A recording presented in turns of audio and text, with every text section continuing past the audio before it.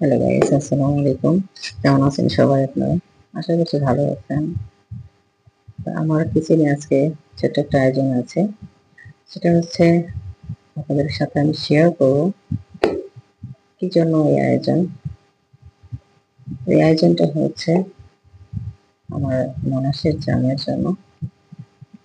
উনি প্রবাসে থাকেন, বাসায় এসেছেন, ছুটিতে এসেছেন মাত্র ১.৫ মাসের। উনি দুবাইয়ের আবুধাবি থেকে এসেছেন। তো এর জন্য আমি ছোট্ট একটা আয়োজন করেছি। তাদের ফ্যামিলির সবাইকে দাওয়াত করেছি আসার জন্য। তারা বলছে যে আসবে। এজন্য আমি সকাল থেকেই একটার পর একটা রান্না করে চলেছি। কারণ আমি একা মানুষ, সবগুলো রান্না করতে একটু টাইম লাগবে।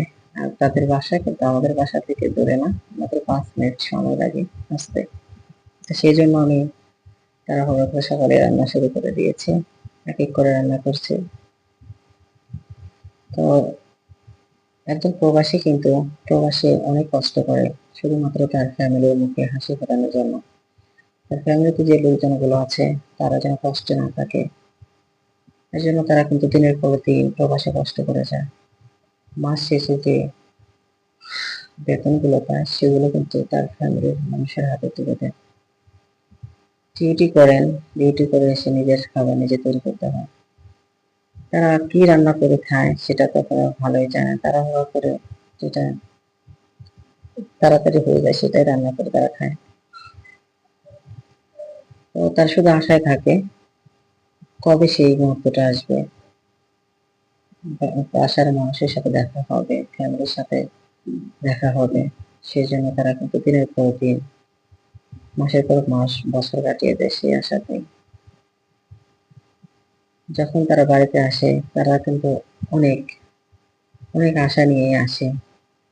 তার ফ্যামিলির সাথে দেখা হবে, কিছু মুহূর্ত কাটাবে, এরকম কিছু। তো সেই প্রবাসী ভাইটার জন্য আজকে আমি আয়োজনগুলো করেছি। আপনারা এখানে দেখতে পাচ্ছেন। আর কিন্তু মুরগির গোস্ত, গরুর গোস্ত, পোলাও, ডাল, ভাজি, ভর্তা সবই আছে। তারপর পিঠাও আছে। তো এটাকে বলে মোরগ সংসার পিঠা। যে পিঠাটা তৈরি করার জন্য আমি একটা ডো করবো।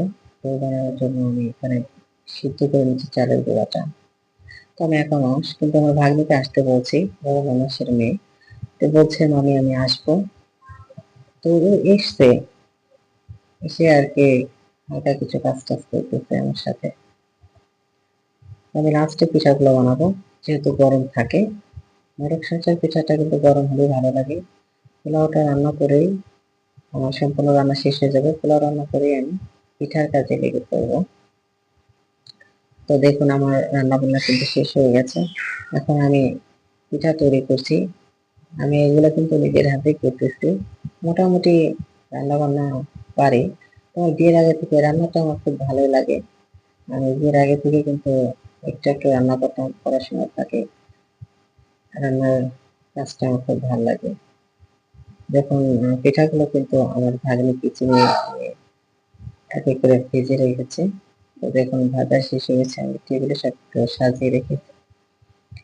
আপনাদের এক এক করে দেখাচ্ছি তো কি রান্না করলাম। রান্না কিন্তু শেষ, এক এক করে আপনাদেরকে আমি দেখাচ্ছি। টেবিলে সাজিয়ে রেখেছি। অন্যান্য সামনে এসেছে যে রুই মাছ আর মিষ্টি, এগুলো নিয়ে আসছে আমাদের বাসায়। অন্যান্য জামাই কিন্তু খেতে বসছে, যে ভাইটা প্রবাস থেকে এসেছে সেই ভাইটি আর আমার ভাগ্নি আছে সাথে, তাদের ফ্যামিলি সবাই এসেছে। তো কাউকে আমি ক্যামেরার সামনে আনছি না, শুধু ভাগ্নি আর অন্যান্য জামাই খেতে বসছে। সে ভাইটি ভিডিও করতেছি বলে কিন্তু ভাই হাসছেন। আর প্রবাসী ভাইদের আপনাদের কেমন লাগে? যদি ভালো লাগে থাকে অবশ্যই আমার চ্যানেলটি সাবস্ক্রাইব করে দিবেন, লাইক কমেন্ট শেয়ার করে দিবেন এবং সবাই প্রবাসী ভাইদের জন্য দোয়া করবেন। তারা যেন প্রবাসে ভালো থাকেন, আল্লাহ যেন ভালো রাখে। তো সবাই ভালো থাকবেন। খুদা হাফেজ।